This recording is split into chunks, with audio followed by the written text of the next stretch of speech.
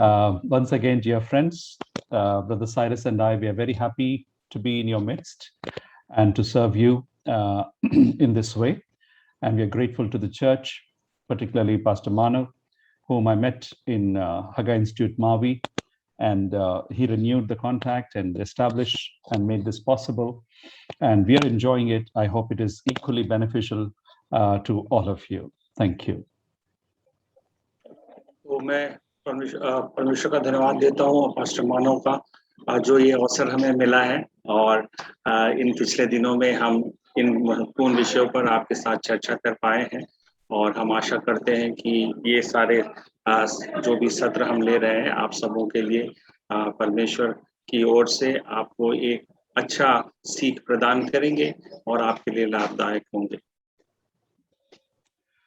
So today I will be doing a session on relational styles in parenting, and Brother Cyrus would, briefly mention about self-image and self-esteem, which is so important in parenting.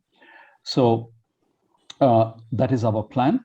As usual, you're welcome to post your questions, ask your questions, and make sure that you go with the clarification of your doubts. Those are the two points, those are the two subjects that we're going to do today. और आज हम लोग माता पिता के द्वारा अपने बच्चों का लालन पालन किस रीति से किया जाए उस विषय पर चर्चा करने वाले हैं और उसमें अलग अलग किस्म के जो रिश्ते या संबंध का जो स्टाइल है अलग अलग किस्म का उस पर चर्चा करेंगे और इसमें भाई साइरस और उसमें जो दो महत्वपूर्ण बातें जो आत्म छवि की उसके विषय में भी चर्चा करेंगे. All right. Like the Bible, and in fact God and Jesus Christ have emphasized the fact that life is all about relationships. और बाइबल में और यीशु मसीह भी जिस रीति से चर्चा की है इस विषयों पर कि जो जीवन है वो मुख्यतः संबंधों के विषय में है, रिश्तों के संबंध में. Yeah, lot of work can be done, lot of missions can be done, lot of this thing, evangelism can be done, but ultimately Paul, as he says, if you do not have love, that is relationship, then all that we are doing is a waste. And God made it abundantly clear that as much as we must teach manners to children, as much as we teach how to do homework to a small boy or a girl, how to polish shoes or whatever, we teach all these things. But ultimately, what a child, God is saying, what a child needs is a loving relationship. और जैसा हम लोग पढ़ते हैं Bible में कि चाहे हम कितना भी मिशन करें या किसी किस्म की सेवा करें, लेकिन मुख्यतः ये प्रेम के विषय में, अगर प्रेम नहीं है तो बाकी सब चीजें निरर्थक हैं जैसा पौलुस लिखता है. और प्रेम का मतलब रिश्ते के विषय में. और इसीलिए हम बच्चों को कई बातें सिखाते हैं, अनुशासन में रहना, अपने काम को खुद करना इत्यादि कई बातों की परवरिश हम लोग उनको देते हैं. लेकिन इन सब में महत्वपूर्ण है कि हमारा जो संबंध उनके साथ किस प्रकार का है और उसके संबंध में वो क्या सीख पाते हैं प्रेम करने के विषय में, ये अति महत्वपूर्ण है. Therefore, parents no doubt love their children, but their expression of love is more towards success, achievement, progress, talent building, so on and so forth. They're all good. But what a children deeply, initially, right through growing years, desires and wants is love and relationship. और जो भी कि ये सारी बातें जो माता पिता अपने बच्चों के विषय में ज्यादा चिंता करते हैं कि उनकी विकास कैसे हो, उनकी उन्नति कैसे हो, वो हर एक क्षेत्र में बढ़ोतरी कैसे उनको प्राप्त हो, उनको सफलता कैसे प्राप्त हो इत्यादि, ये सारी बातें उनके लिए आवश्यक हैं. लेकिन इन सब से भी बढ़कर ये बहुत ही आवश्यक है कि वो प्रेम के विषय में क्या सीख रहे हैं और उनके साथ हमारा रिश्ता किस प्रकार का है. तो ये बहुत ही जरूरी हो जाता है. अभी थोड़ा सा डिफिकल्ट सा है. Parents, perhaps because they're not aware or maybe ignorant, and I was ignorant about some of these things that I'm going to share now, adopt one particular relational style as the child grows right from a toddler to a teenager. So that can create problems. If we do not change our relational style, and by default, the parenting style, according to the age of the child, then we do more damage than good. और एक बात मैं जो आपसे बताना चाह रहा हूं जिसके विषय में मैं खुद वाकिफ नहीं था वो ये है कि जब हम बच्चों के साथ माता पिता के रूप में अपना संबंध विकसित करते हैं तो अगर एक ही स्टाइल हम जो बनाए रखते हैं अपने संबंध उनके साथ और समय के साथ अगर उसमें बदलाव नहीं लाते हैं तो वो फिर स्टाइल शायद उनके लिए हानिकारक हो जाता है। तो इस विषय पर हम आपसे चर्चा करना चाहते हैं। So all these will be covered in this 4 relational styles of parenting. And I'm going to share the screen and start presenting because we would have less time for presentation and more time for question and answers. All right. So 4 relational styles in parenting, it is like raising godly children, right? We all want to raise godly children. And through these relationships, how can we raise a mature, well-rounded, and godly child? और इस मकसद से कि परमेश्वर का भय मानने वाले भक्तिमय जीवन बिताने वाले संतान हम किस रीति से उनका परवरिश करें, इसके संबंध में 4 जो माता पिता के रूप में परवरिश करने के 4 जो संबंध के जो स्टाइल हैं उसके विषय में हम आपसे चर्चा करेंगे। So when we say godly children, I just want to present to you one particular verse, and that is Proverbs chapter 17, verse 6. And it reads like this, Proverbs chapter 17, verse 6. Children's children are the crown of old men. The glory of children is their father. और इसके लिए जो मैंने आपको बताया कि परमेश्वर का भय मानने वाले या भक्तिपूर्ण संतान, तो उसके लिए नीति वचन 17 का 6 पद पढ़ना चाहता हूं। वहां इस प्रकार से लिखा है कि बूढ़ों की शोभा उनके नाती पोते हैं और बाल बच्चों की शोभा उनके माता पिता हैं। Yes, now this completely changes our outlook because you would probably agree with me that every time, many times, we've heard parents tell children, make me proud by becoming successful, succeeding, behaving, etc. But what is the Bible saying? Children are a crown to the aged. That is, grandchildren are the crown of the grandparents. But let's watch very carefully. But parents are the pride of the children. Mane? Parents must become the crown of the children.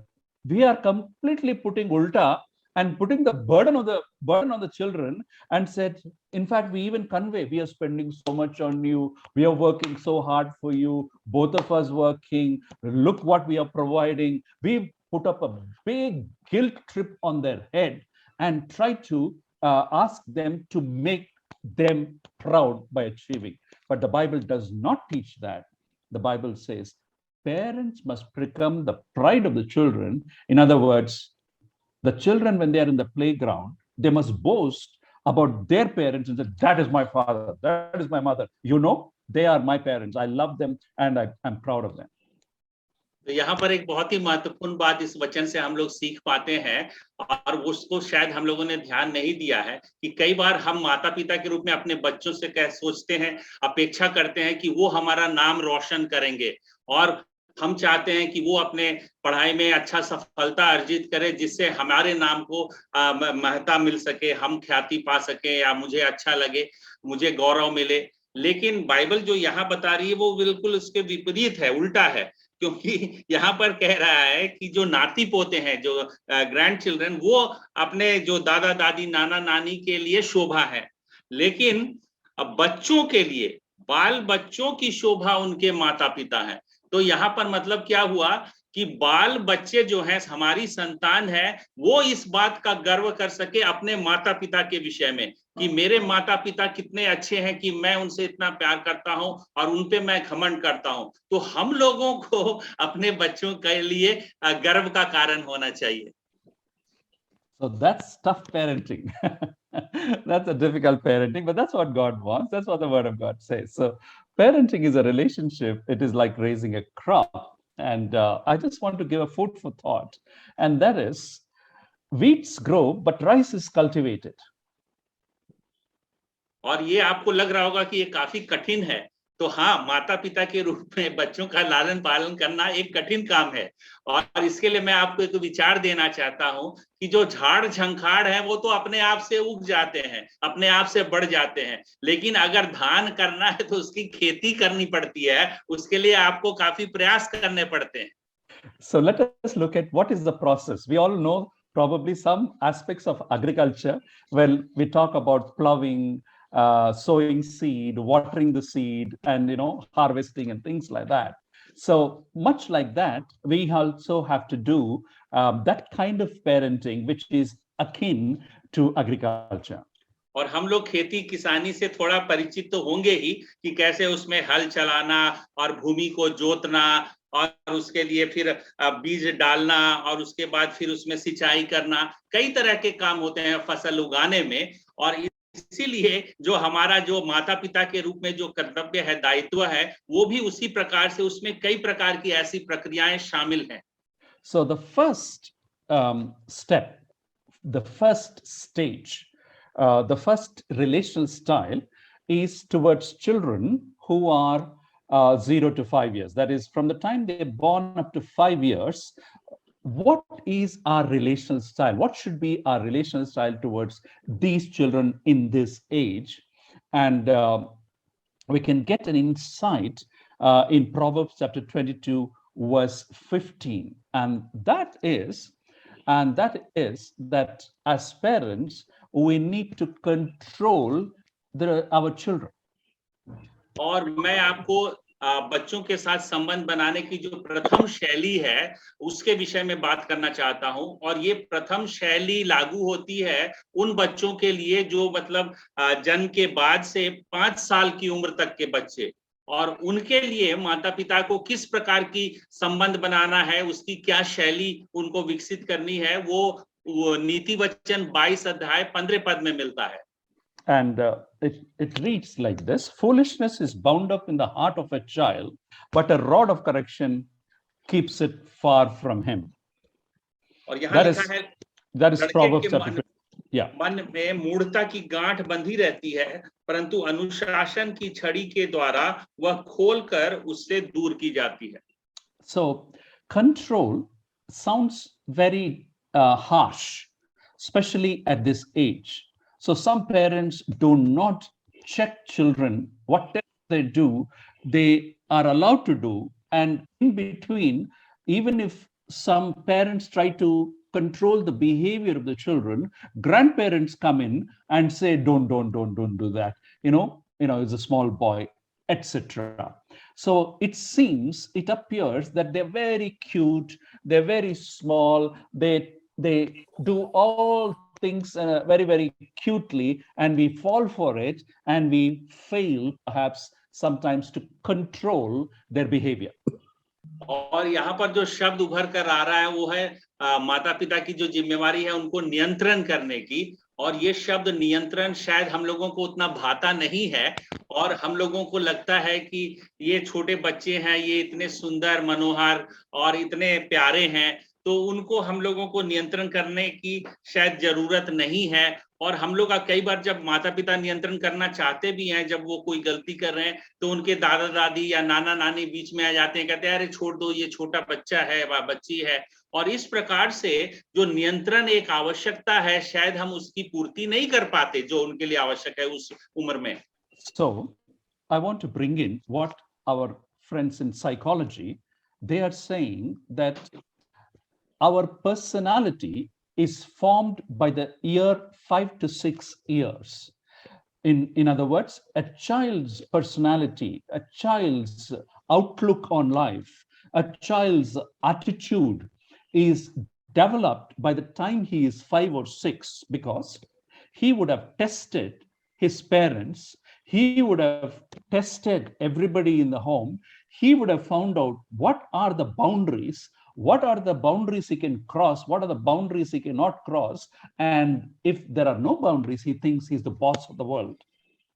और जो मनोवैज्ञानिक है उन्होंने जिन्होंने बच्चों के विषय में उनके मनोविज्ञान के विषय में काफी खोजबीन किया है, वो लोग ये बताते हैं कि बच्चे जो 5 से 6 उम्र की उम्र तक में ही उनका जो व्यक्तित्व है वो पूर्ण रीति से बन जाता है। तो जो बच्चे का व्यक्तित्व इस कारण से उस उम्र तक बन जाता है क्योंकि उस उम्र तक में वे अपने माता पिता की जांच परख कर लिए रहते हैं कि कितना तक उनके लिए छूट है और कितना तक वो क्या कुछ कर सकते हैं या नहीं कर सकते हैं, क्या सीमाएं हैं, ये सब वो तब तक ताड़ लिए होते हैं। और अगर उन लोगों के लिए कोई सीमा नहीं है तो वो समझते हैं वही बॉस है, वही मालिक है। तो इस प्रकार से ये बात कही जाती है। Okay, so let me give you an example to show how little children test their parents. Let's say it is summer, and it is hot outside, and around 4 o'clock it is very hot, and Raju is 2-year-old boy, and he wants to play outside, and he and his mother are there at home. And mother has already told him, "Beta, don't go out. It is very hot. You are not going to play outside." She will say this. You know what happens? Raju, nevertheless, is going to write a thesis now. So he is moving towards the door. And mommy observes that and says, "Raju," now look at her voice has changed now.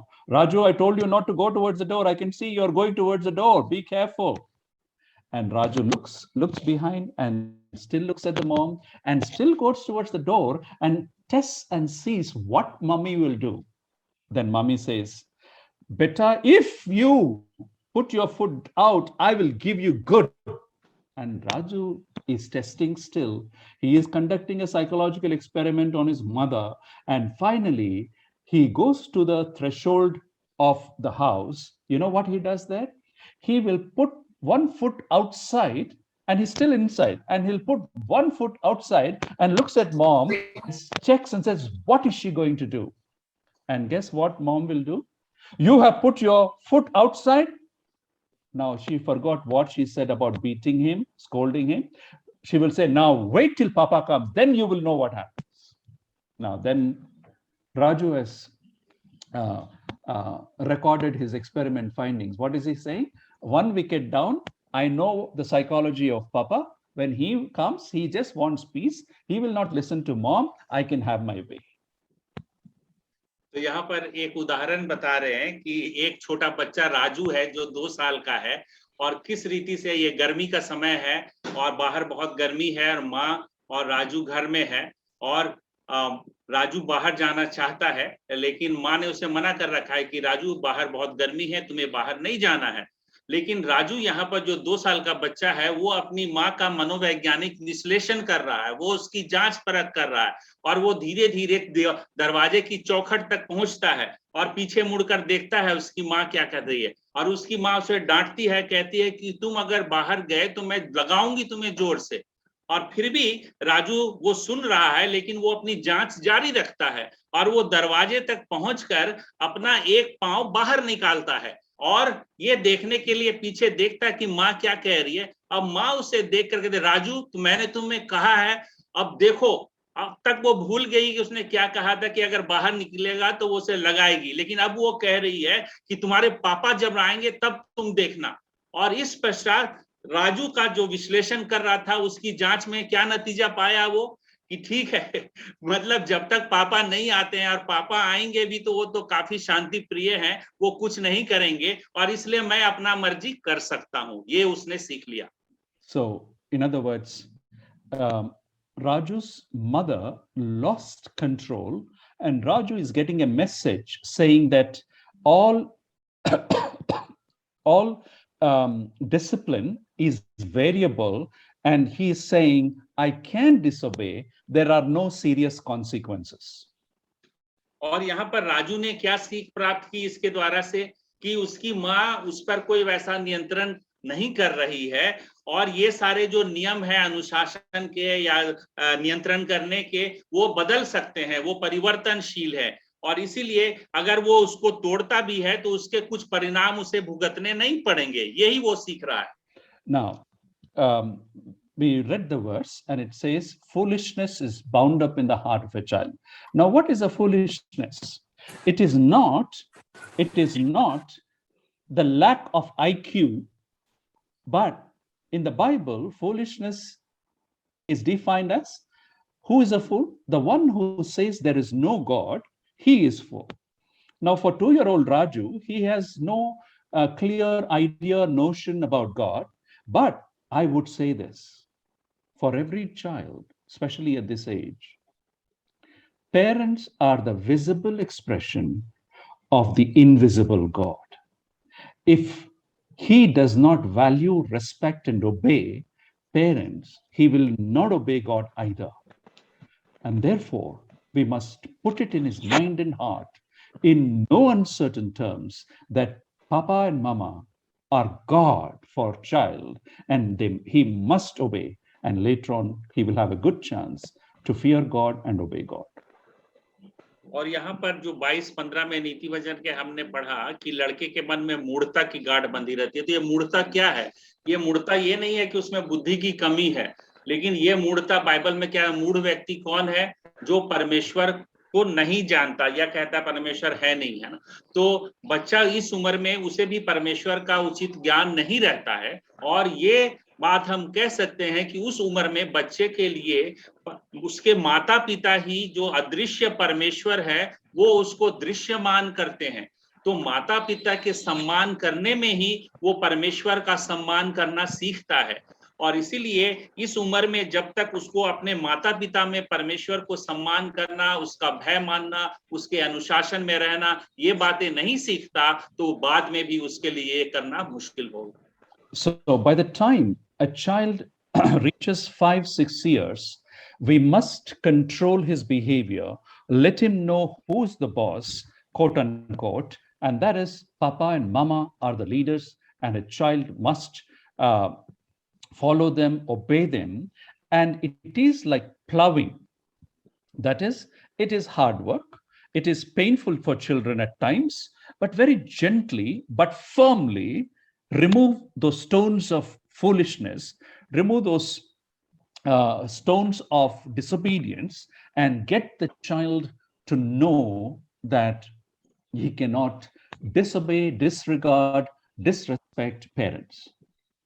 और इसीलिए ये बहुत ही आवश्यक है कि 1 से 5 वर्ष की उम्र में ही जो माता पिता है वो अपने बच्चे को इस बात की जानकारी करा दें कि ये कितना आवश्यक है कि वो माता पिता का सम्मान करना, उनकी आज्ञा मानना, और उस घर में वही अगुवे हैं और इसीलिए उनकी बात मानना उसके लिए जरूरी है। तो इस प्रकार से ये बात उसके मन में धर कर जानी चाहिए कि मेरे माता पिता मेरे घर में वही बॉस हैं, वही लीडर हैं और मुझे उनकी बात माननी। So practically speaking, as parents during this time, we must make sure that the authority structure, the parents are the heads, and they are there to protect and nurture the child, and we must do that by making sure the house is child-proof, the play area, the toys are not sharp objects, but they are safe for the child, and give food at the right time, and not indulge and agreeing to give in to any kind of temper tantrums. A yes is a yes, a no is a no.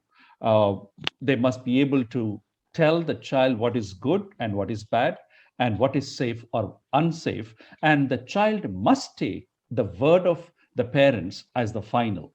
So parents also must set clear guidelines for behavior, how far they can go, how long they can play.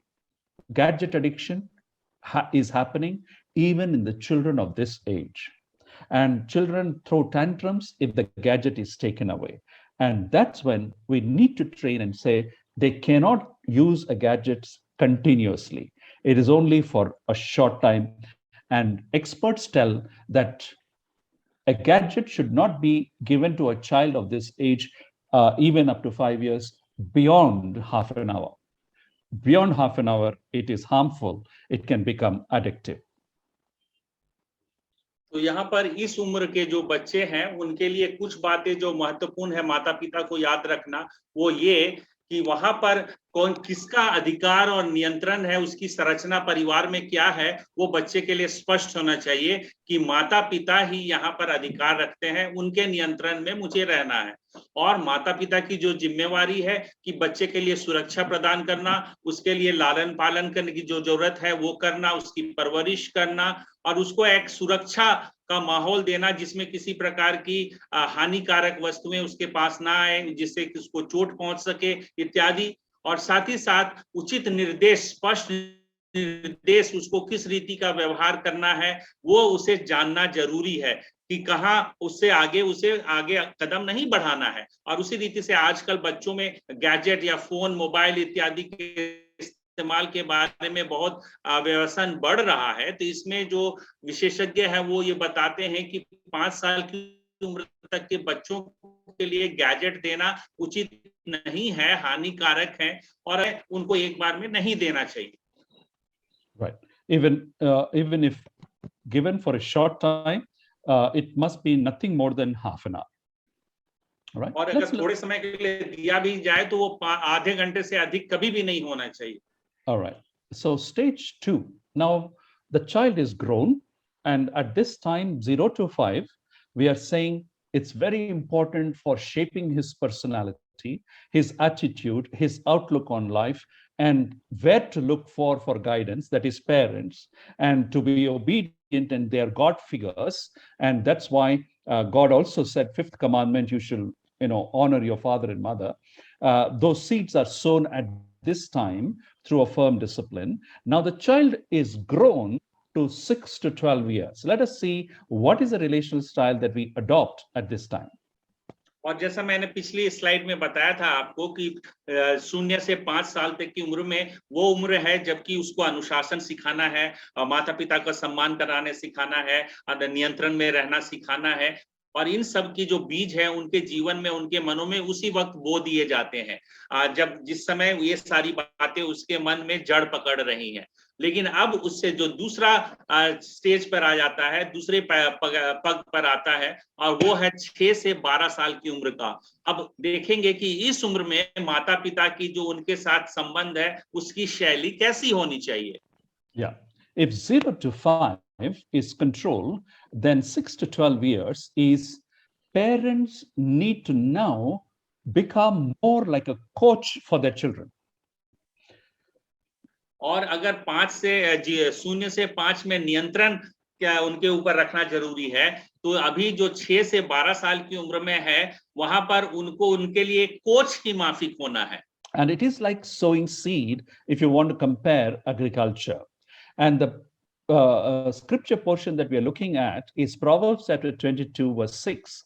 And it reads like this. It says, train up a child in the way he should go, and when he is old, he will not depart from it.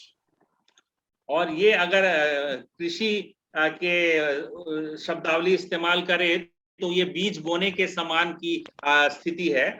और इसके विषय में नीति वचन 22वां अध्याय 6ठे पद में लिखा है कि लड़के को उसी मार्ग की शिक्षा दे जिसमें उसको चलना चाहिए, और वह बुढ़ापे में भी उससे ना हटेगा।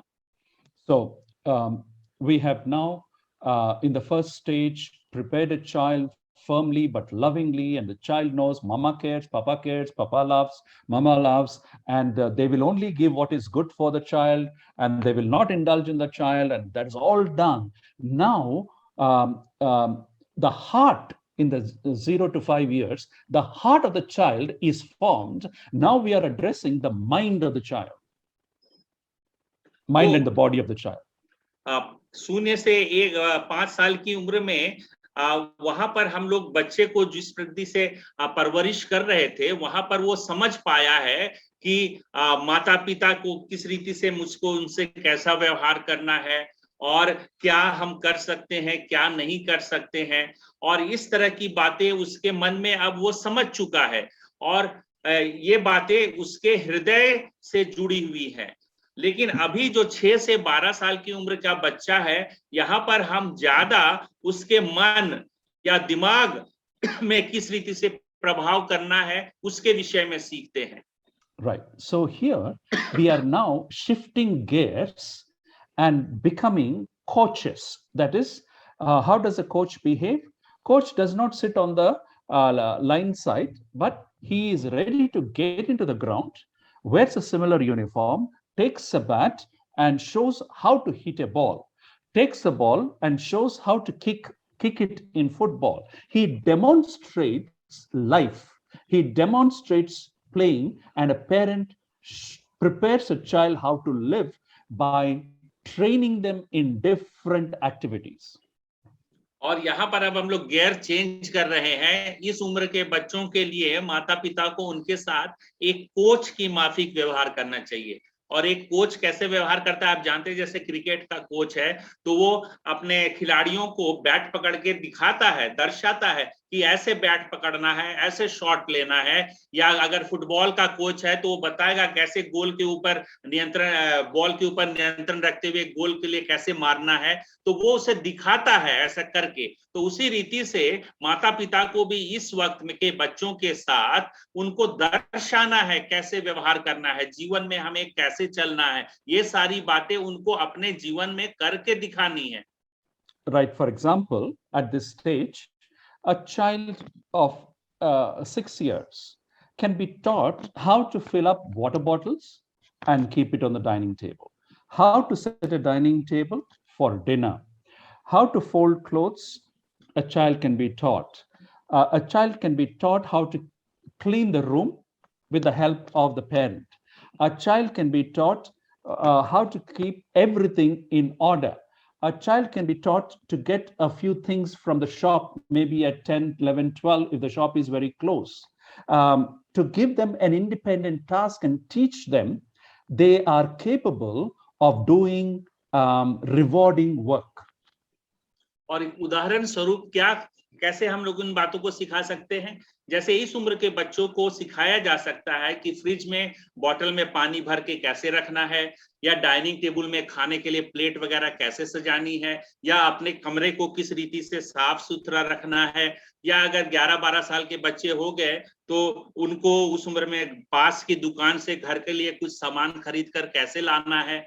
तो ये सारी बातों को करते हुए वे खुद एक स्वतंत्रता से कुछ काम अपने आप कर सकते हैं, ये बातें उन्हें सीखना जरूरी है। And at this age, every parent is keen to teach them music, a sport, painting, some talent that they have, they are teaching them so that for them, they develop a good, healthy self-esteem. और इसी वक्त में माता पिता अक्सर अपने बच्चे को किसी हुनर में भी उनको सीखने का मौका देते हैं, जैसे किसी को संगीत में, या कोई स्पोर्ट्स गेम्स में, या किसी प्रकार के अन्य कोई भी जो प्रतिभा है उसकी पेंटिंग करने की या कलाकारी। तो ये सारी बातों में वे लोग कुछ हुनर अपने इच्छा के अनुसार जिसमें उनको रुचि है उसको व्यवहार में ला सके, सीख सके, ताकि उनकी जो आत्म छवि है, आत्मविश्वास है, उसमें वृद्धि हो। So therefore, it is a job of a parent to bring up a child in their strengths, in their gifting, and in personal responsibility. They must take responsibility in a small measure for their life, like looking after their own things, etc. Now, here I want to say one point. Today's parents, you know what they're saying? They work hard, both father and mother, and bring salary and all that, wants to provide the best things for the children, whether it is school, whether it is uniforms, whether it is sports equipment, everything. And you know what they say? Beta, we will do everything. You don't have to do even a small thing at home. You just study, get us marks, get into this IIT or medicine or whatever. That's all we want. That is wrong. That is not healthy. Life skills, then they say, after doing IIT, they go for life skills and they go for soft skills, which they should have learned at this age.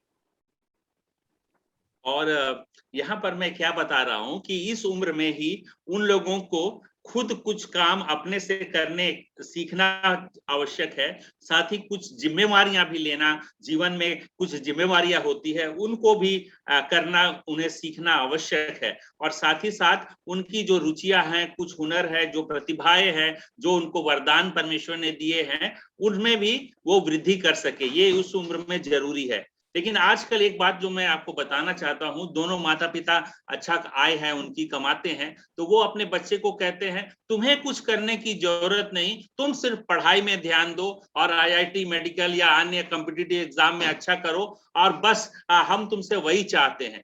और ये सही नहीं है, क्योंकि इस उम्र में जो उनको जिम्मेवारी अपनी उठानी सीखनी चाहिए वो नहीं सीख पाते हैं, तो फिर बाद में जाकर उनको और ये सब सीखना पड़ता है जो उस समय के लिए उपयुक्त नहीं है। And then both the boy and the girl, get into good companies and good jobs, and they get married, like we discussed yesterday, and they can't run the house.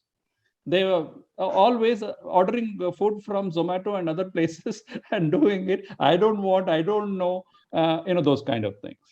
और इसकी परिणाम स्वरूप क्या होता है कि वे लोग पढ़ाई तो अच्छा कर लिए, आईआईटी वगैरह में पढ़ के वो अच्छा कमा भी रहे हैं, और फिर शादी हो जाती है दोनों की, और उसके बाद वो घर चलाना नहीं जानते हैं, क्योंकि उन्होंने सीखा नहीं है। और इसीलिए वो जब परिवार भी बनाते हैं तो सिर्फ जोमेटो, स्विगी वगैरह से ऑर्डर ही करते हैं, क्योंकि उनको ये सब करना आता नहीं है। So practically speaking, we must they ask questions from 6 onwards, and we must give them answers and satisfy their curiosity, and then give them moderate responsibilities so that they become responsible for their own life.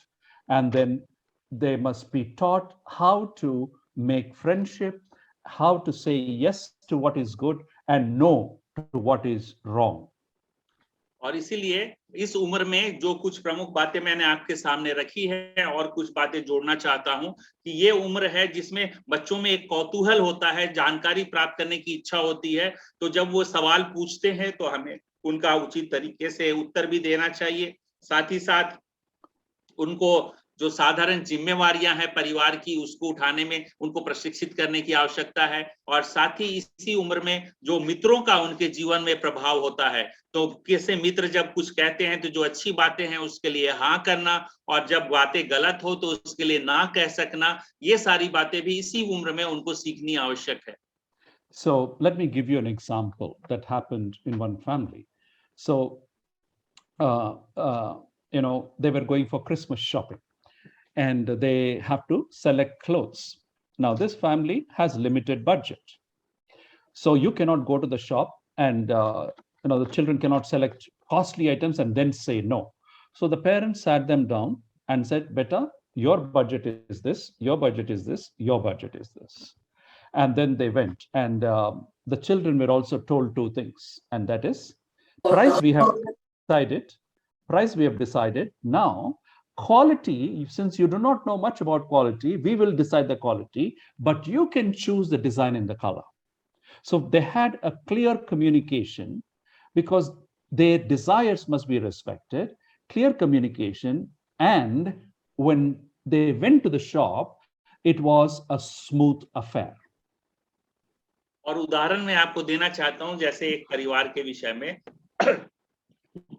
और उनको बच्चों के लिए कपड़ों खरीदने की आवश्यकता थी और उनका बजट सीमित था, तो इसीलिए माता पिता ने बच्चों को पहले ही बता दिया कि बेटा बेटी, हमारे जो खरीदने का जो बजट है वो इतना है, इसी के अंदर में हमें खरीदना है, ताकि वहां जाकर दुकान में वो कीमती सामान की इच्छा जाहिर करे और फिर वहां ना करे, वो अच्छा नहीं होगा। इसलिए उन्होंने पहले से बता दिया। और फिर उन्होंने ये भी बता दिया कि जो वस्त्रों की जो क्वालिटी है उस पे शायद तुम लोग उतना अधिक परख नहीं कर सको, तो वो हम तुम्हें निर्देश करेंगे, लेकिन कपड़ा किस कलर का और कैसे डिजाइन का चाहिए ये चुनाव तुम कर सकते हो।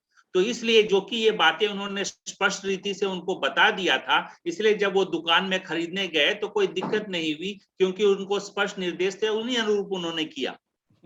However, there was a small problem for these parents. They were not prepared for it. And what happened? Within the same budget and all that, the daughter picked up a pair of jeans, and the father and mother did not recognize it, but their second son said, Papa, Mama, see what Chelle has selected, our sister has selected. And the parents said, what? I mean, we don't find anything wrong with it. What is wrong with it? And then her brother said, Papa, she has selected a jeans which is low waist jeans. तो यहाँ पर लेकिन फिर भी ये सारी बातें तो ठीक थी, लेकिन एक समस्या आ गई जिसको विषय उन्होंने सोचा नहीं था। और जब उसकी छोटी बेटी ने जो जीन्स चुना था, तो उसका जो भाई है वो कह रहा, पापा मम्मी यहाँ पर देखिए, उसने हमारी बहन ने क्या चुन लिया। तो उनके माता पिता को समझ में नहीं आया क्या। तो उसने पूछा क्या बात है, बोले देखिए इसने जो जीन्स चुना है वो नीचे कमर वाली जीन्स है। So the parents had to give a small, very loving, because they were not prepared and they did not prepare the daughter. So you see, there are so many things which we can converse with the children, make them understand what is right and wrong, and have a dialogue. And we must reduce the control part, increase the coaching part at this stage. और इसीलिए यहाँ पर जैसे इस उदाहरण में हमने देखा कि जो बातें उभर कर वहां पर एक आ गई समस्या, उसके विषय में वो पहले से नहीं सोच रखे थे। तो खैर किसी रीति से उन्होंने उस बात को निपटे।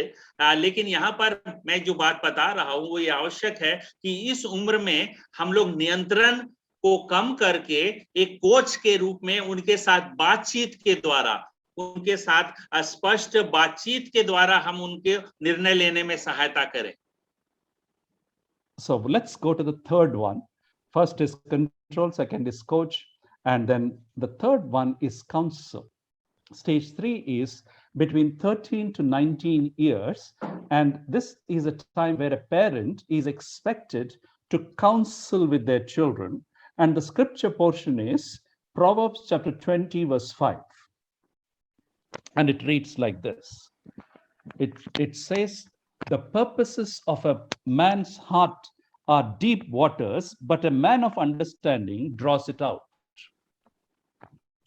तो अब हम लोग तीसरी सीढ़ी पर सोपान पर आते हैं, और ये तीसरी सीढ़ी जो है 13 से 19 वर्ष है बच्चों की। और इस स्टेज में या इस सीढ़ी पे माता पिता को अपने बच्चों के साथ एक परामर्शदाता या एक सलाहकार के रूप में व्यवहार करने की आवश्यकता है। और इसके लिए जो वचन मैंने चुना है वो नीति वचन 20वां अध्याय उसके 5वें पद में आता है। वहां इस प्रकार से लिखा है कि मनुष्य के मन की युक्ति अथाह तो है, तो भी समझ वाला मनुष्य उसको निकाल लेता है। Right. So parents now become friends to their children, not reduce control, very small traces. Much of the control will be stopped because they're teenagers now, and a lot of coaching has gone in. Yes, some more coaching is probably necessary. At this time, the children know more information than the parents, know more about gadgets than parents, know more information that they have read on the internet, but they still are struggling to work out their own identity. And so parents must give them that friendship, that love, that acceptance, that affirmation, and make them feel as a strong man, emerging man, and a strong emerging woman. और यहाँ पर इस उम्र में आपको ये समझने की आवश्यकता है कि अब इस उम्र के जो बच्चे हैं वो बहुधा अपने माता पिता से भी अधिक जानकारी रखते हैं, क्योंकि वे लोग अब इंटरनेट का इस्तेमाल कर रहे हैं और बहुत सारे मामलों में गैजेट इस्तेमाल करने के विषय में या अन्य जानकारियां भी उनकी कभी-कभी माता पिता से भी अधिक हो सकती है। और ये समय है जब वो अपना खुद का व्यक्तित्व उनका स्थापित हो रहा है। तो इस उम्र में माता पिता को अपने बच्चों के साथ अब नियंत्रण बहुत ही कम हो जाना चाहिए, और यहाँ पर उनको एक परामर्शदाता, एक मित्र के रूप में सलाह देने की आवश्यकता है, जिसके द्वारा से हम उनके इस जो भी वो चुनौतियों से जूझते हैं तो हम उनको उचित मार्गदर्शन कर सके एक परामर्शदाता के रूप में। और कृषि के शब्दावली में इसे हम कहेंगे सिंचाई करने का समय। Right. So as a friendly counselor, we must listen to them more. What are their fears and anxieties? What are their dreams? What are their thoughts about their personality? Because now the body is also developing. The boys are developing a beard, and the body of a girl is changing.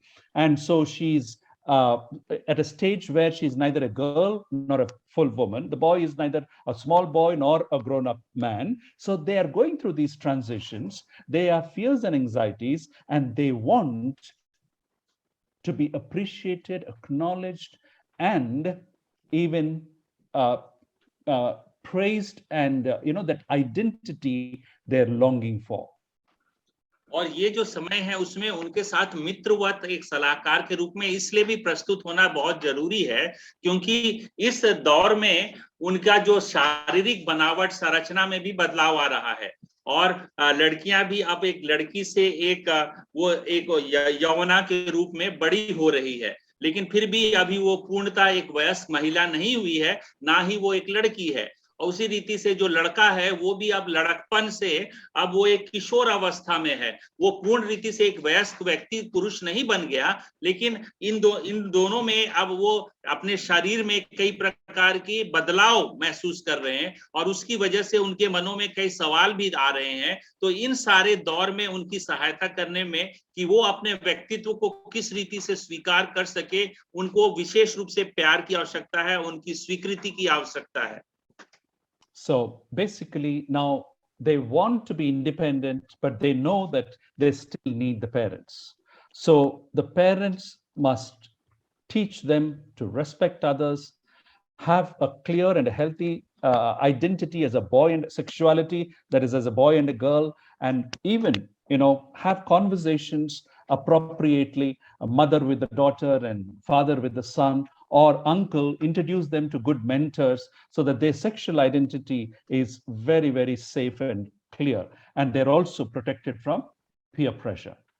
और इस उम्र में चूंकि उनके खुद की एक स्वतंत्र पहचान बनाने का दौर है, और वो अपने खुद एक स्वतंत्र या आजाद रूप में अपना जीवन जीने की ख्वाहिश रखते हैं, तो इसलिए उस दौरान में हमें सिखाना है कि कैसे वे दूसरों का सम्मान करना सीखें, दूसरों को आदर पूर्वक पेश आएं, और साथ ही साथ जो उनकी एक यौनिक पहचान है, एक लैंगिक पहचान है, एक पुरुष या स्त्री के रूप में, उस पहचान के प्रति भी उनको सही जानकारी हो, और इन विषयों पर, यौन संबंधी विषयों पर भी एक पिता अपने बेटे के साथ और एक माँ अपनी बेटी के साथ इस तरह की बातचीत कर सकती है, और उनको सिखा सकती है, इन संबंधों में जानकारी दे सकती है।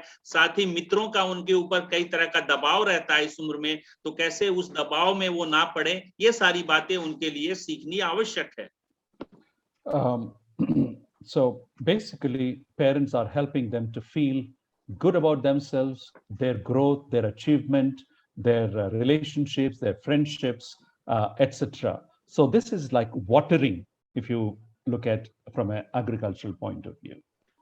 और ये उम्र जैसा मैंने बताया खुद की पहचान बनाने की उम्र है, और कृषि शब्दावली में ये सिंचाई, उनको पानी पटाने का समय है ये। The last one is stage 4, 20 plus. We looked at control, coach, and counsel. Now it is just caring, being available if they want help. Parents must be available to provide care. Maybe they are studying hard in the night, maybe a glass of milk in the night. Maybe they want us to wake them up early in the morning, create that kind of a thing, and maybe provide them that kind of a care as they have now become more and more independent. और ये जो चौथा सोपान है, ये 20 वर्ष से अधिक की उम्र के जो संतान हुए, तो इस उम्र में माता पिता को उनको जो भी उनकी देखभाल की आवश्यकता है वो उन्हें प्रदान करना चाहिए, और ये इस प्रकार से हो सकता है जो भी उनकी जरूरतें हो, अगर देर रात तक पढ़ रहे हैं तो उनके लिए अगर किसी पीने पेय की आवश्यकता है तो वो दे दिया जाए, या जो भी उनकी जरूरतें हो उनको समझते हुए हम उन्हें प्रस्तुत करें, क्योंकि अब इस उम्र तक में वे खुद का एक व्यक्तित्व पहचान बना चुके हैं, और एक किस्म की उनकी अपनी जो जानकारी है चीजों के विषय में वो भी बन चुकी है। तो इसलिए इस उम्र में हमें सिर्फ उनके लिए जब उनको आवश्यक हो तो उपलब्ध होने की आवश्यकता है अपने देखभाल के रवैये के साथ। So in Job 1:5 it says Job had prayed on behalf of his children and said, I don't know if they have committed any sin while they were partying, so let me make an offering. But today, as parents who have, helped the children to taste salvation, now must help children to, help children by praying for them and over them as parents. And that is one of the spiritual care that we provide. और इस मुर्मे के विषय में जैसे कि हम लोग अय्यूब की पुस्तक पहले अध्याय 5वें पद में पाते हैं कि कैसे अय्यूब अपने बच्चों के प्रति कैसा उसका व्यवहार था, और वो उनको बुलाकर पवित्र करता और उनकी गिनती के अनुसार होम बलि चढ़ाता था। जैसे वो सोचता था कदाचित मेरे लड़कों ने पाप करके परमेश्वर को छोड़ दिया हो। तो इस रीति से उनकी आत्मिक जीवन के प्रति एक देखभाल का रवैया अपनाना। और अभी हम लोगों के लिए आवश्यक है कि अगर वे लोग परमेश्वर के उद्धार को जान चुके हैं तो उनके लिए हम प्रार्थना करना और किस रीति से उनके साथ प्रार्थना करना ताकि उनका जो आत्मिक जीवन बढ़ता जा सके। तो ये उम्र है जिसमें हम उनके लिए इस प्रकार का देखभाल प्रदान करें। So basically, we are saying that we provide support where needed and cover them with protection of prayer. And of course, don't overprotect, and always be available to communicate. Just listen, be a sounding board, and then God will care for them. और इस उम्र में can you go back Yeah.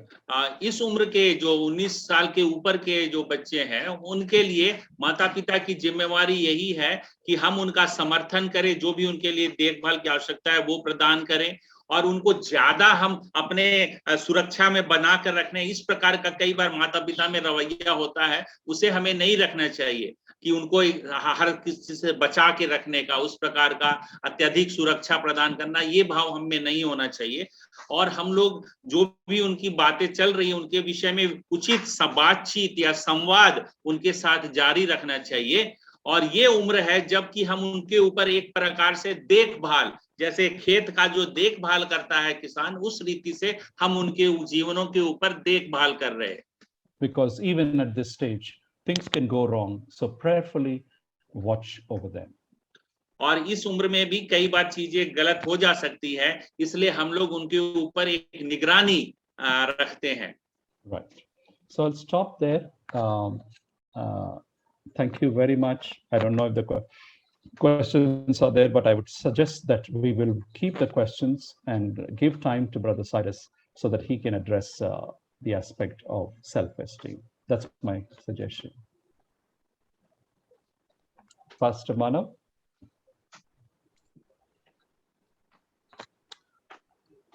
I mean, the participants can post their questions in the chat box, but we'll take it up in the end.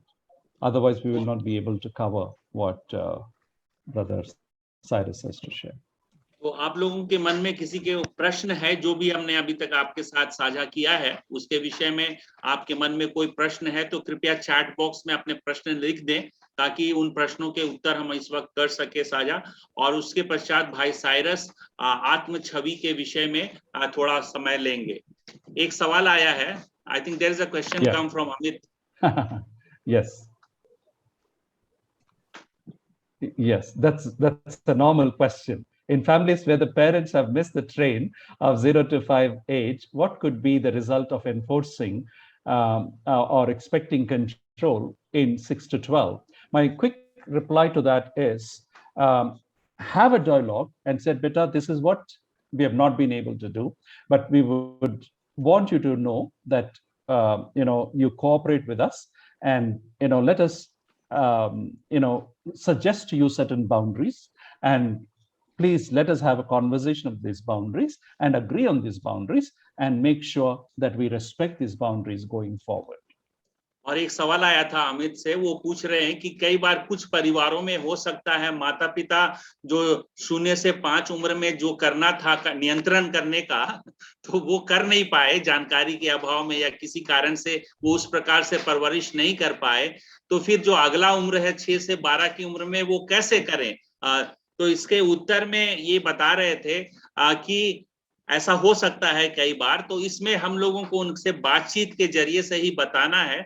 सीधे सीधे बच्चों को बता सकते हैं कि हमें ये करना था, हम किसी वजह से कर नहीं पाए, लेकिन हम चाहते हैं कि तुम जानो कि ये हमारी कुछ सीमा रेखाएं हैं और उससे बाहर जाना तुम्हें नहीं है। और इस प्रकार से हम इन बातों को उसको बातचीत के द्वारा उनके सामने में रख दें, ताकि वो जाने कि इस परिवार में रहने का, इसका सदस्य होने का हमारी क्या कुछ सीमाएं हैं और किसके अंतर्गत हमें काम करना है। How do we help kids come to the saving knowledge of Christ through these ages? Very right. And well, it has always been tough to convey and communicate Christ so that they give their lives to Christ. But more important than speaking about Christ, a parent must show Christ likeness, the love of Christ, the example of Christ in their behavior, and they will be able to see God in the parents and then give their life to Christ. और एक सवाल आया है जिसमें पूछ रहे हैं कि इस उम्र के बच्चों को हम लोग कैसे प्रभु यीशु मसीह में उद्धार के अनुभव के बारे में सिखा सकें। तो उनका उत्तर यही है कि ये उचित है हम लोगों के लिए कि हम प्रभु यीशु मसीह के बारे में उनको सिखाएं और उनके उद्धार की आवश्यकता के विषय में बताएं। लेकिन ये सारी बातें बताने से ज्यादा बढ़कर माता पिता को अपने जीवन में दर्शाने की आवश्यकता है, ताकि उनके जीवन के द्वारा से वे लोग प्रभु यीशु मसीह को देख सके और जान सके और उसके प्रति उनका खुद का प्रेम बढ़ सके। तो ये बता रहे हैं।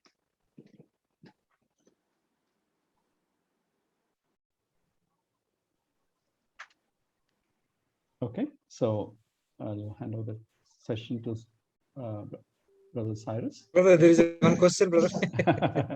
Okay. So my request is just to answer the చేసిన తర్వాత మీరు I will take over that from the okay. Right. Further, for 13 to 19 years age, how should parents approach counseling?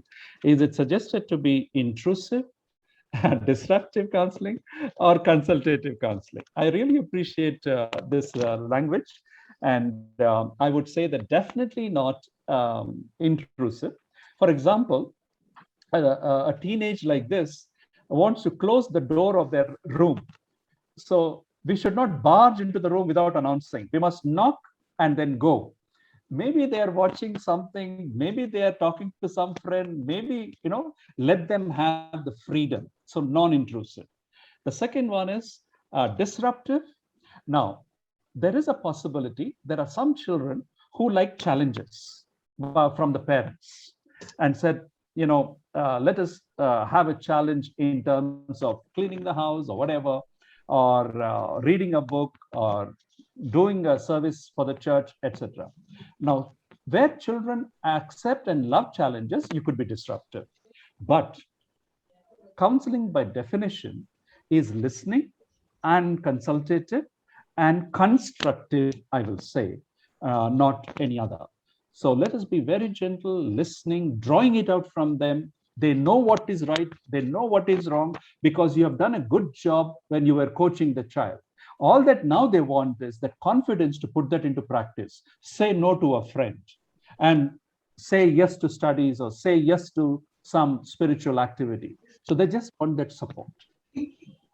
एक और सवाल है जिसमें 13 से 19 वर्ष की उम्र में पूछ रहे हैं कि माता पिता जो एक सलाहकार के रूप में या परामर्शदाता के रूप में किस प्रकार का परामर्श उपलब्ध कराएं।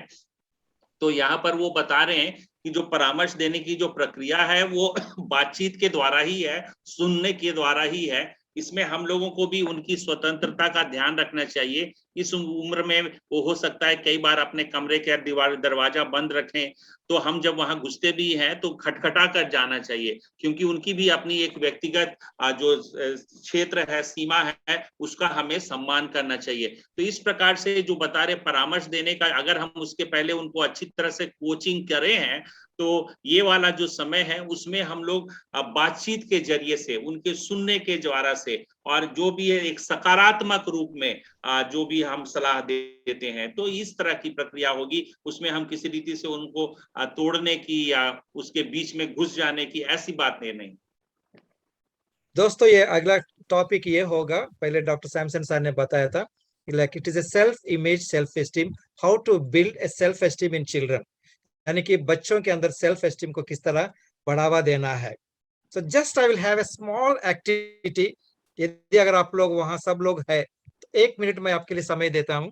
सभी लोग या वीडियो पे आइए ना आइए, ठीक है, आपका एक खास दोस्त का बारे में, आपके खास दोस्त का बारे में 3 अच्छा सेंटेंसेस लिखने के लिए कोशिश कीजिए, अदर मोबाइल और पेपर जो भी है. जस्ट रिमेंबर, आपका एक खास दोस्त का 3 अच्छा चीज या खराब चीज जो भी है, अच्छा चीज ही बोलता हूं मैं.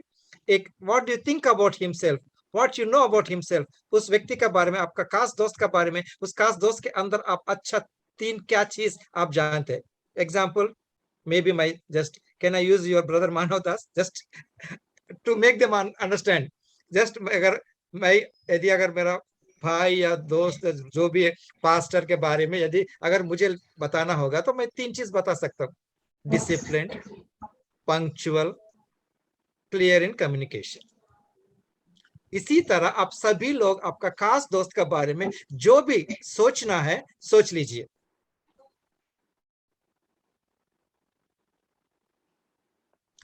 दोस्तों, आप में से कोई भी मुझे एक उत्तर देना पड़ेगा. अभी तक तो आपको बहुत सुना, लेकिन अभी कभी उल्टा भी सुनने को थोड़ा मुझे मौका दीजिए. I would request अगर आप लोग participate करें, that would be great. Yeah. This is for children and as well elders. Elders. So yeah, please. आप यदि अगर आप वीडियो पे आ सकते हैं तो बढ़िया रहेगा. Please, it is a request. We are not forcing you to come on videos, but यदि अगर आप आ सके तो बढ़िया, अच्छा लगेगा, ताकि आपको भी हम देख के थोड़ा बोल सकते हैं. राइट. अभी पहला स्टेप कोई भी नहीं आ रहा है. मेरी फ्रेंड मनीषा यहाँ है, वो बहुत ही प्रेयरफुल है, बहुत हेल्पफुल है और बहुत ही एक मिनट आपका नाम टाइटस कोशी लिखा गया. सिस्टर 1 मिनट रुकिए आप, अभी का पूरा एग्जाम खत्म नहीं हुआ. अभी अगला सवाल ये है, अभी तक आपने आपका दोस्त के बारे में सोचा या लिखा जो भी है, अभी खुद के बारे में 3 शब्द या 3 सेंटेंसेस लिखिए, सोच लीजिए कम से कम. ठीक है, अभी एक्चुअली टाइम कमी की वजह से मैं आपको थोड़ा 2 मिनट का मुहूर्त देना था, लेकिन अभी सिस्टर टाइटस कोशी जी आपने बोला, ठीक, आपका दोस्त के बारे में बता रही थी. जैसन, थैंक यू आपका पिक्चर दिखाने के लिए. राइट.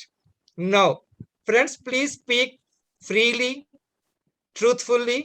इस दोनों चीज में दिक्कत कहां हुई, पहला वाला में कि दूसरा में? दूसरा में. दूसरा में या सेकंड वन. या थोड़ा वीडियो पे आएगा तो अच्छा रहेगा.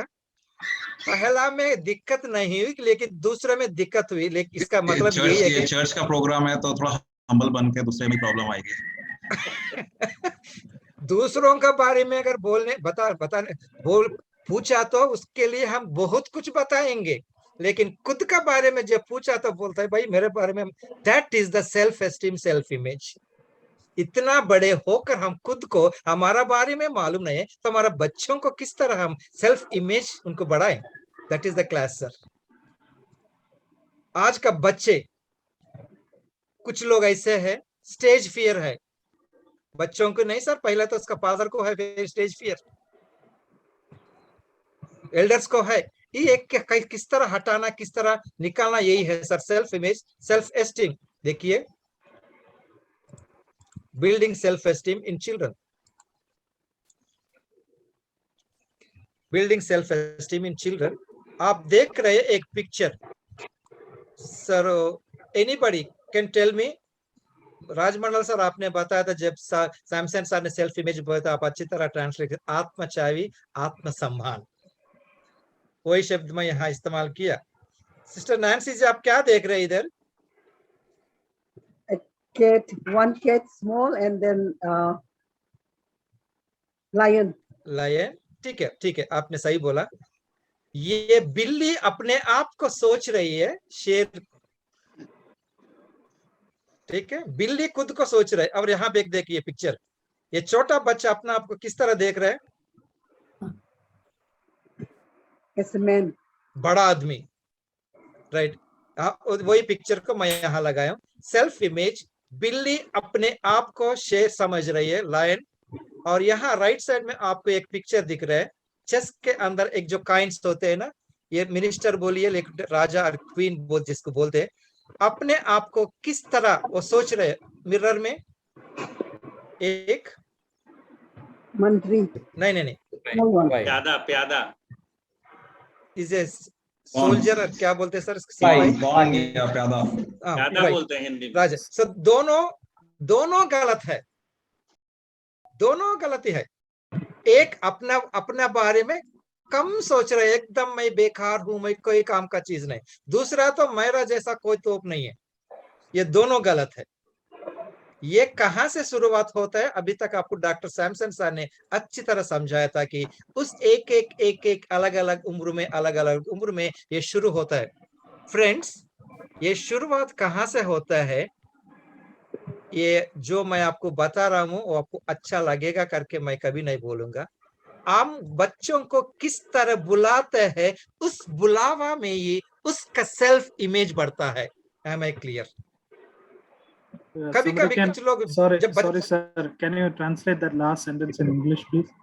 So Rajmandal Sari karega. So he's saying that how these things happen, like in both these images, the self image is not the true image. Either you are seeing yourself bigger than yourself, or somewhere he is seeing inferior than himself. So why it is happening? He's saying in parenting, the way in which we address the children, that often influences in building of our self-esteem, how we view ourselves. I'll give example. जब बच्चा पैदा होता है तो बचपन में here there is no proper age, जैसे आपने पहले सेशन में सामसन सर बताया, वो एज यहाँ लागू नहीं होता है। बचपन में जब बच्चे को देखते क्या बोलते हैं हम लोग? जब when you look at the first time, वो मेरा सोना पुत्र, वो मेरा सोना पुत्र, मेरा लाडला। जैसा वो बढ़ते गया, अभी तक जो मेरा सोना पुत्र, मेरा लाडला बोला, वो पिताजी बेटा को किस नाम से पुकारते हैं? आपको समझ में आया कि नहीं आया sir? Was it OHP? No, all kind of wrong words. Wrong words. कभी इस तरह पुकारते हैं बच्चे को. They take the names of the animals and call. There itself, boy's esteem is gone. Sir, it is my request, maybe as elder, as a counselor, or whatever it is, as a father, never call children with physique. Am I clear, sir? कैसे पुकारते बच्चों को? शरीर से पुकारते, sir? Physique means? Physique means don't about his physical appearance. कि यार नाटा या लंबा या मोटू या छोटू। सर वही तो नहीं बोलने के लिए बोल रहे हैं हम, आप तो वही बोल रहे हैं। हाँ, मैं बता रहा हूँ ना। I understood. So that takes away the esteem of a child. Brother Jason, are you getting me? See, Yeah, God knows me by name. What the Bible says, मेरा नाम उनका हाथ पे लिखा गया. He knows me. Who am I to call the child with his physique or color? Does it make sense? बच्चों के अंदर वही घुसते जाएगा। बचपन में स्कूल में सभी बुलाते हैं सर, वो जो भी नाम है, जैसा राजमंडल साहब ने बोला, छोटा, नाटा, काला, ये सब स्कूल में बुलाते हैं, उसको थोड़ा सताते भी है। सेम सिस्टम यदि घर पे होगा तो वो बच्चा का एस्टीम कहां से बढ़ेगा? We are the right people घर पे। एंड ऑल्सो बच्चों को always try to call them by name. He knows the name. फिर नेम रखा गया ना, सर्टिफिकेट में एक नाम होता है, ठीक है, प्यार से बोलते हैं कि लिली, पिंकी, डॉली, जो भी है, that is good. बट शरीर से पुकार कर उसको और भी थोड़ा एस्टीम को थोड़ा नीचे नहीं लाना। राजमंडल सर एक वचन आप पढ़ सकते, जेनेसिस चैप्टर 1 वर्स 26। यहाँ पर लिखा है कि फिर परमेश्वर ने कहा, हम मनुष्य को अपने स्वरूप के अनुसार अपनी समानता में बनाए, और वे समुद्र की मछलियों हम Okay. सब किसका रूप में रचाया गया है? परमेश्वर का रूप में. Sir, of course we are not equal to God. We all are made in the image of God. So यहाँ हमको जानना के लिए ये जानना चाहिए, हम सब परमेश्वर का रूप में रचाया गया. Just look at this picture, God and child. और हम कोई भी एनीथिंग, अगर यदि हम इस लाइन के नीचे आगे पीछे गया तो प्रॉब्लम आता है. आगे पीछे गया तो यदि अगर ऊपर गया तो ये प्रॉब्लम है. अपने आप के बारे में कुछ ज्यादा सोचने लगा. कुछ लोग नीचे सोचते न लगा, क्योंकि पेरेंट्स जब बच्चों के साथ बात करते समय, ओ मेरा बेटा तो एकदम फर्स्ट क्लास है, एकदम. See, appreciation is required, but too much of appreciation, जो बोलते हैं ना, उसको क्या बोलते हैं, वो ज्यादा ही लाडला हो गया. वो मेरा बच्चा जैसा कोई नहीं है, अगर मेरा बच्चा जैसा कोई गाता नहीं है. Excellent, appreciated. सिमिलरली ये सब जो नीचे को गया ये भी खराब है. किसी को इस लाइन से ऊपर लेके गया तब भी प्रॉब्लम, नीचे को लाया तब भी प्रॉब्लम. फिर यहां देखिएगा, यदि अगर एक बच्चा को ऊपर लेके गया, यहीं यदि अगर आप बच्चा यहीं रुक गया, वो हाई एस्टीम बोलते हैं. यदि अगर आपका बच्चा नीचे ही रुक गया, ये लो एस्टीम बोलते हैं. दोनों खराब है. बच्चों को इस सेंटर लाइन पे रखने के लिए कोशिश करना ये एल्डर्स का काम है, because they are innocents, they don't know much about that.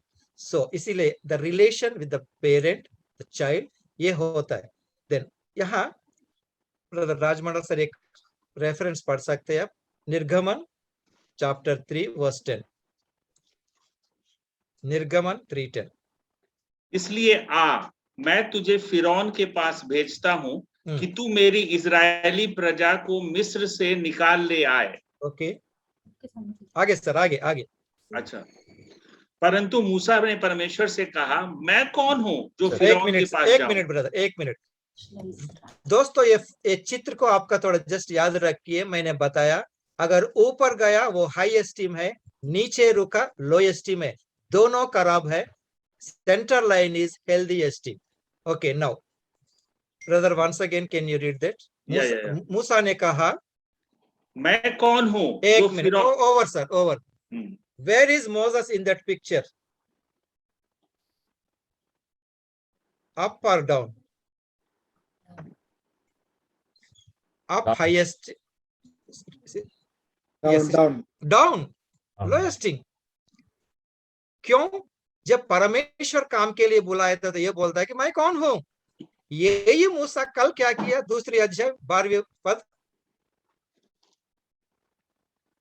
उसने इधर उधर देखा कि कोई नहीं है, तो उस मिस्री को मार डाला और बालू में छिपा दिया. कल कहा था ये भाई साहब? डाउन. नहीं, अब परमेश्वर का काम के लिए तो मैं कौन हूं? अरे मेरे को गाना नहीं आता, मेरे को वचन पढ़ना नहीं आता. जब अपना बाहर दादागिरी. दोनों खराब है. So now friends, this is the responsibility of the parents to build in child. Now let me proceed. Major 3 things we need. इसमें these are the 3 things, brother Raj Mandal, we may be the right person to security, significance and self-worth are the 3 major things part of a self image. यानी कि self image में ये तीनों चीज एकदम important है. तो ये आत्म छवि में बता रहे हैं कि सुरक्षा, उनकी जो महत्ता है और उनका जो आत्म मूल्य, ये 3 चीजें बता रहे हैं. Brother, security is a सुरक्षा. Significance is महत्ता. Self worth is I am worth. यहाँ तीनों चीज, जस्ट 3 मेन इंपॉर्टेंट थी. सुरक्षा. ओके, या बच्चों के बारे में हम बात कर रहे हैं ना. बच्चों का सेल्फ इमेज, सेल्फ स्टीम बढ़ाने के लिए वो बच्चा खुद ऐसा महसूस होना है, मैं सुरक्षित हूं. बच्चा ऐसा महसूस होना है कि मैं सुरक्षित हूं. बच्चा कब सुरक्षित महसूस होते हैं वो हम देख लेंगे. यस, ये है लविंग रिलेशनशिप, यानी कि पेरेंट्स के साथ अच्छा रिश्ता जब तक नहीं जुड़ेगा, बच्चा सुरक्षित नहीं समझेगा। बच्चा कभी कभी घर में इतना बच्चा असुरक्षित कब होते हैं मालूम? Brother Rajmandal, again one more Philippians 2:2, Philippians 2:2। Two two two 2:2 okay. 2:2 तो मेरा यह आनंद पूरा करो कि एक मन रहो। राइट, और over sir, over. Hmm, father and mother जब तक एक मन पे नहीं रहेगा, बच्चा असुरक्षित समझते हैं। वो क्या है? यदि अगर पेरेंट्स बच्चों के सामने झगड़ते हैं, अगर यदि माफ करना, अगर किसी का घर में झगड़ा नहीं होता तो मुझे माफ करना, तो अगर कोई पहली बार शब्द सुन रहा होगा कि घर में झगड़ा होता है क्या मे बी ये है बच्चों का सिक्योरिटी को, they feel insecure when husband and father and mother quarrel at home. So इसलिए वचन में ये लिखा गया कि एक ही मन पे। दोस्तों, इसका मतलब बच्चों के सामने आपका रिलेशन जो है उससे बच्चा सिक्योरिटी समझता है। बच्चा का मन में क्या क्या होता है, अभी सैमसन साहब एज के हिसाब से बताया, उसमें क्या होता है। बच्चा वो क्या बोलता है, इज नॉट मैच्योर्ड, उनको मालूम नहीं हम क्यों झगड़ रहे। वो सो क्या होता है कि मम्मी डैडी मेरे वजह से वो झगड़ रहे, तो उनको ये दिलाना है उस बच्चों को हमारे तरफ से ही इज गेटिंग लव, प्यार मिल रहा है करके। वो कैसे दिखाना है? वही encouraging words, again conditions apply, whatever he does appreciate it, and as per the age उनको जहां कंट्रोल करना है, जहां कोचिंग करना है, वो सब करना है। और बच्चे को ये कभी महसूस नहीं करने नहीं चाहिए कि हम लोग बच्चों को से प्यार नहीं करते। वो हमेशा महसूस होना है जब हमारा प्यार और बच्चों को बांटते हैं, वो महसूस करते हैं, वो सिक्योर समझते हैं, एक विश्वास रहता है कि यस आई एम सिक्योर, मेरा डैडी मेरे साथ है, मेरा मम्मी मेरे साथ है, वो सिक्योर समझना चाहिए। And second one is significance. आपने बोला ना सर, महत्व, महत्ता महत्ता महत्ता। सो यहाँ प्रॉब्लम ये है, उनका सिग्निफिकेंस होने का एक आवश्यकता यहाँ होती है, यानी कि चांसेस, पॉसिबिलिटीज ये है, बच्चों के सामने दूसरों का कंपैरिजन करना, फादर एंड मदर नहीं करना, नेवर कंपेयर देम। स्पेशली खास तौर पर उनको क्या बोलते हैं, मेरा सिस्टर का चिल्ड्रन को मेरा बच्चों के साथ कंपेयर करना। देखियो उनका, देखो वो लोग कैसे है, वो लोग कैसे है, वो लोग देखो, उनको देख के सीखो। ठीक है, वो तो दूसरा का घर का बात है। खुद का घर के बारे में भी भाई से सीखो, बहन से सीखो, छोटू से सीखो, बड़े से सीखो। सर यहाँ प्रॉब्लम ये है, जब ऐसा हम जब बताने लगते हैं बच्चों को, वो सोचता है कि मेरा सिग्निफिकेंस कुछ भी नहीं है। एक चीज जरूरी है, इस दुनिया में मेरा जैसा कोई व्यक्ति नहीं है। मेरा थंब किसी से मैच नहीं होता, मेरा हेयर मैच नहीं होता, आईरे किसी से मैच नहीं होता। सिग्निफिकेंस मीन्स आप एक यूनिक पर्सन है। ये पेरेंट्स को जानना चाहिए। बच्चों के सामने ये पेरेंट्स उनको बोलते हैं, अरे मैं सोचा तुम ये कैसा बनोगी, ऐसा बनोगी, ऐसा बनोगी। सिग्निफिकेंस, आपका पहचान आपका ही है।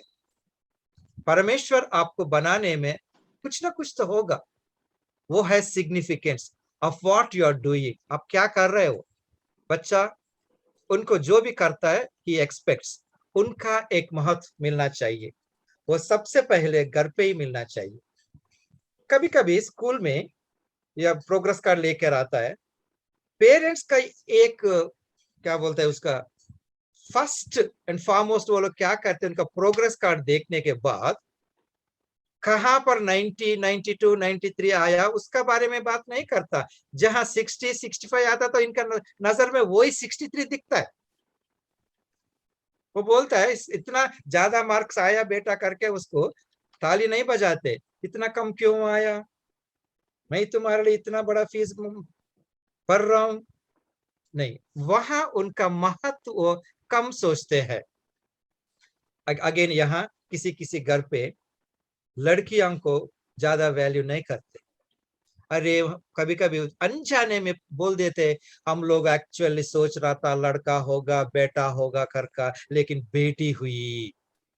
नहीं सर, वहां वो लोग सिग्निफिकेंस यानी कि महत्व यानी खोने का संभावना है। सो फ्रेंड्स, बच्चों के साथ महत्व किस तरह लाना, never compare them with others, and value यानी कि girl should feel valued, boy should feel valued, and last one is self worth, a sense of purpose. You are a valued person. ये कहां से सीखते बच्चे? पेरेंट्स से ही सीखते। There is a one statement, children love mother follow father. क्या sir, कुछ सुनने में अच्छा लग रहा है? फादर से mainly the children get self-worth also. Security, girls feel through the father self-worth. बच्चा कहाँ self-worth मानते हैं? आप हमारा बातचीतों में, यू आर मेरा वैल्यूड सन। उनको कभी भी छोटा दिखा के बात नहीं करना। बच्चा कब वैल्यू समझते मालूम? बच्चा जब आके हमारे साथ उनका कोई भी दुख या कोई भी विषय हमसे जब शेयर करते हैं, कभी उनको हटाना नहीं, यानी कि नेवर नेग्लेक्ट देम। कुछ घर में क्या बोलते हैं, अरे तू तो छोटा बच्ची है रे, छोटा बच्चा है रे, तेरे को इतना दुख कहाँ से हुआ? तो बच्चा क्या सोचने का आवश्यकता होती है, यानी कि इसका मतलब मुझे कोई वैल्यू नहीं है। लेकिन इस समय यदि अगर पेरेंट्स बच्चा को साथ में लेके, बेटा क्या हुआ, थोड़ा बता सकते हो, हम तुम्हारा साथ है करके, यदि अगर हम उसको थोड़ा तसल्ली देने से बात किया, और कभी भी बच्चों से बात करते समय एक चीज है, आवाज ऊंचा करके नहीं बात करना। कुछ लोग ये सोचते हैं कि आवाज उठाने से वो बच्चा क्लियरली समझेगा करके, वो कभी नहीं होगा। जितना आवाज हम उठाएंगे उतना ही दूर जाएगा। वैल्यू ये कहां से मिलते हैं? डैड, हस्बैंड, सन, और your presence can make difference. यानी कि आप बच्चों के साथ बैठ के, डैडी आप कल मेरे साथ स्कूल में आएगा? अरे नहीं रे, मेरे को टाइम नहीं, आप जाओ। बच्चा को डैडी में, जस्ट आप यदि खाना खाते समय सब मिलके खाएगा, तो कुछ लोगों के पास टाइम नहीं है, या ज्यादा तौर पर यहाँ डैडी बच्चों को अवेलेबल नहीं होता। और कभी बच्चा पूछता है, डैडी आप हमेशा ऑफिस में रहते हो, कभी कभी हमारे साथ भी बैठ के खाना खाओ ना। तब डैडी बोलता है, बेटा मैं तुम्हारे लिए तो पैसा कमा रहा हूं ना, मैं सब तुम्हारे लिए कर रहा हूं ना। ऐसा करते करते करते बेटा 20 साल का हो गया, वो अब वो छुट्टी ले लिया, और पिताजी छुट्टी लेके घर पे बैठा, तब बेटा को बोलता है, बेटा मैं कल छुट्टी लिया हूँ, कल तुम भी घर पे रहना। वो बोलता है, डैडी मैं ऑलरेडी अपॉइंटमेंट दिया हूँ बाहर, जब मैं तुम्हारे लिए इंतजार किया आप नहीं थे ना। They feel value. So friends, ये है खास 3 चीजें मैं आपको बताया। लो एस्टीम, हाई एस्टीम दोनों खराब है, and security, significance and self worth बच्चों को हम दिखाएगा तो वो लोग थोड़ा सेल्फ इमेज बढ़ाते हैं। So friends, I think I stop it here. Pastor Manodas, brother, so I've done in a short. With any questions we can take, brother.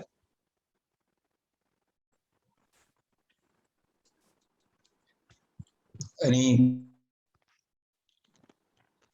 questions? I think Saraswati, आपने जो exercise कराई, that was something got us into action and thinking. I have one question, and it could be a general question as well, that raising up kids in a country where our community is in minority, and we come back, बच्चे school से वापस आते हैं, and then the things in the school like आपने गायत्री मंत्र करना है, ये करना है, वो करना है, and obviously there is no particular clear answer to that. How do we train up our children in a society which is progressively going to be very polarized in the future to come, and the youth and the young age which we witnessed and lived would be much different for them. How would we prepare them for a future like that? Or even they would be suffering in some ways and we won't even know about that. And having said that, then obviously there will be certain other questions about even talking about sex and all those things. That could be a different topic and a different time to do that. But particularly this, that we as minorities, how do we train up our children in this atmosphere? You rightly said about there could be even suffering. Now, I believe parenting, especially in the case of faith, must not be reactionary, saying, Aisa ho raha hai to we should react like this. But we must constantly strengthen our children in the faith by telling the stories of the Bible, how the heroes of the Bible were persecuted, how they stood up for their faith and all that. For me, the favorite Bible stories are of Daniel, Shadrach, Meshach, and Abednego. They lived in very polarized society. In fact, they were slaves, period. And they were asked to bow down and worship the idol. They were threatened that they will be put into the fire, so on and so forth. So I believe that when we train up children strongly in peace times, then they will be ready for war times. That is your own defense rule, isn't it? All your soldiers are trained in peacetime, kept strong, kept ready in peacetime, then they will be able to face a polarized world. So we must train children now in terms of strength and faith. For example, practically, Gayatri Mantra, all right? Ask a child to take a stand that he or she will not recite the Gayatri Mantra. Let's see what happens. Maybe the child has to change the school. Be prepared for that. And that's when God acts. When we take a stand, God acts. Otherwise, we will try to camouflage, try to cover up, try to pussyfoot, try to justify, there is Christian yoga, that is this yoga, that yoga, do this way, do that way. Sometimes we need to take a radical stand and then face the consequences. Otherwise, walking the middle ground in this kind of situations will not work. Right? Thank you so much for affirming that, Dr. Gandhi. We as a community, I believe we are coming to a point as a community, we'll have to see days which would be much tougher than what we even experienced. And it can't be done on standing on middle grounds.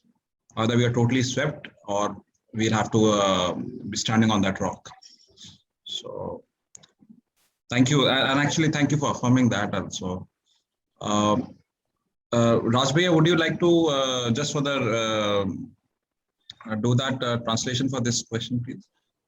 तो pastor मानव ने एक सवाल पूछा था कि अभी का जो माहौल है और उसमें किस रीति से हमारे बच्चे भी, जबकि हम लोग एक अल्पसंख्यक समुदाय के रूप में इस अभी जो बहुसंख्यकवाद की वजह से कई प्रकार की चुनौतियों का उन्हें सामना करना पड़ता है, और विशेष रूप से उदाहरण उन्होंने दिया जैसे कि कुछ गायत्री मंत्र आदि का उच्चारण करना स्कूल में, और इन सब के बारे में फिर हम लोगों का कैसा रवैया या प्रत्युत्तर हो।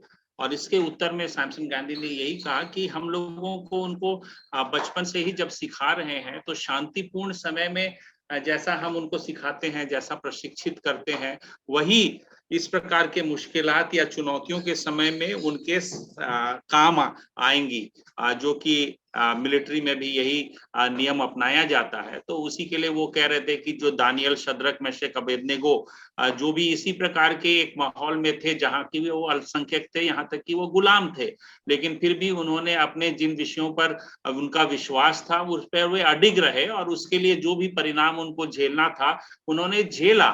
तो इसी रीति से जब हम बच्चों को इसी रीति से तैयार करेंगे तो अभी जैसे पास्टर मानव ने कहा कि ऐसा माहौल और भी गर्मा रहा है और इस प्रकार की चुनौतियां और भी बढ़ेंगी हम सब लोगों के लिए, तो हम लोगों को भी इसके लिए इन मामलों में एक जो हमारा विश्वास आधारित जो हमारा प्रत्युत्तर है उसके लिए खड़े होने की आवश्यकता है। और इसमें हम दो ढुलमुल रीति नहीं अपना सकते, इसमें हमें अपना एक रवैया लेने का, एक स्टैंड लेने की जरूरत होगी, ये कह रहे हैं।